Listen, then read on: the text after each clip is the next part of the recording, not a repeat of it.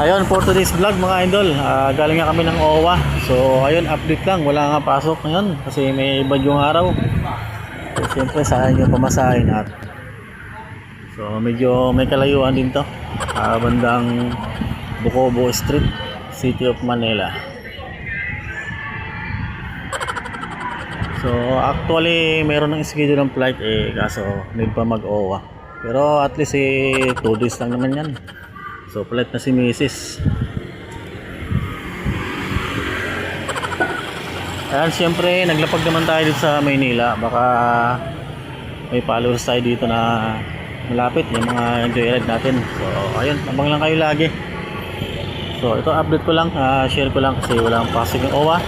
Baka pumunta rin kayo dito, isayang yung pamasahin nyo. Yan lang mga idol. Let's go! Aray ko.